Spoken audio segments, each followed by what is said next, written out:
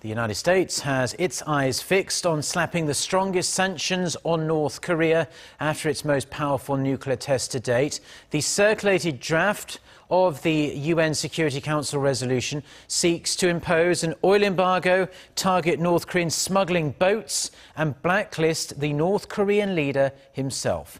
Connie Kim has this report. Each of the previous United Nations Security Council resolutions on North Korea had been dubbed the most powerful sanctions on the reclusive regime. But every time they have been adopted, they failed to be effective. And this time, the U.S. is not backing down and is seeking to close every possible loophole in its efforts to put a brake on Pyongyang's ever-growing nuclear ambitions.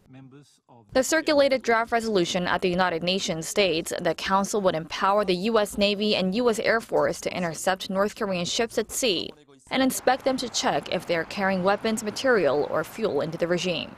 The fresh set of sanctions also includes blacklisting Kim Jong-un for the first time. This means a freeze on his foreign assets and virtually all the assets of the regime's military and sole political party, as well as a travel ban on the North Korean leader.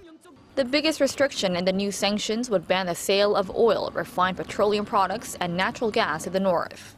China and Russia have long been against this idea, as cutting down on Beijing's supplies of 500,000 tons of crude oil and 200,000 tons of oil products would be enough to destabilize the regime.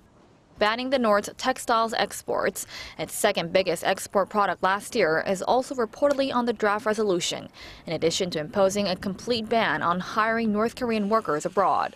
While the range of sanctions has been expanded, a new UN report alleges that the UN member nations lack enforcement, and North Korea's evolving techniques to evade sanctions are undermining UN efforts to coerce Pyongyang to abandon its nuclear weapons. In figures, $270 million have gone into the regime since the end of last year from exports of banned minerals, coal, iron, and zinc.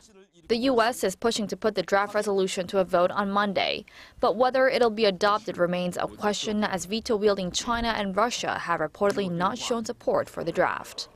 Connie Kim, Arirang News.